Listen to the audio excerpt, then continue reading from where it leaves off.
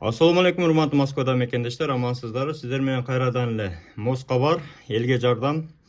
Элге жардам болсун деп биз күндө жаңы чыгарылышта сиздерге кичине болсо дагы маалымат берип атабыз. Бүгүн ошол маалыматтардын бири регистрациянын электрондук формасы боюнча. Туугандар, бизге бирөө ушинтип кайрылыптыр. Азыр мындай бланкаларды көрсөтүп, мына сиздерге көрсөтүп коеюн. Электронный бланка регистрациянын. Кече бирөөгө кылдырайын деп жөнөтсөм 12 миңге кылып берем дейт, бирок электронный кылып жиберем, өзүң эмеден чыгарып аласың дейт да. Ошого ишенсе болбой экен дейм да. Электронный кылганды Ушундай кылып жасап берет экен да, өзүң распечатать этип аласың дейт.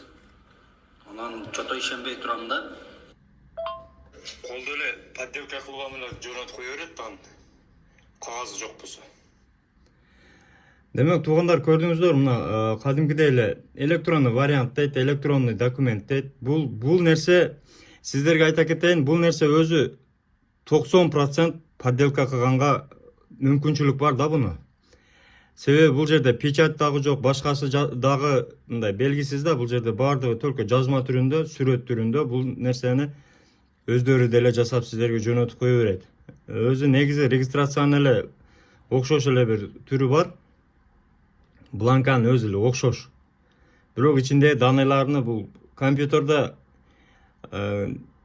эмес, буну телефондо деле өзгөртүп койсо болот өзүчө. Ошондуктан туугандар, мындай электрондук жөнөтөмүн деген адамдардан деле этият болуңуздар. Эгерде тааныбасаңыздар, акча которуп, алданып жүрүштүн кереги жок.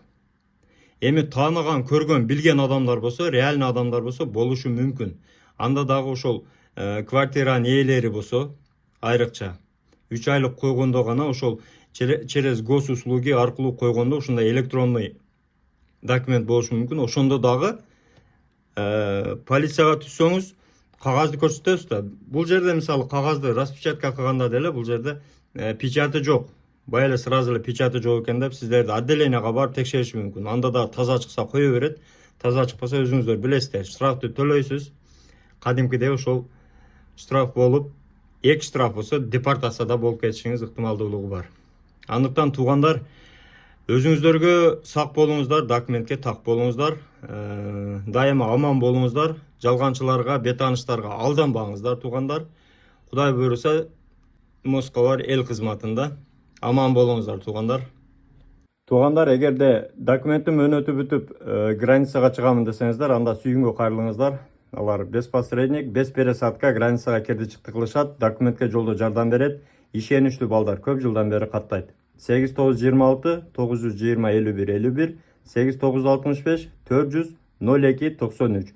WhatsApp 24 saat иштейт.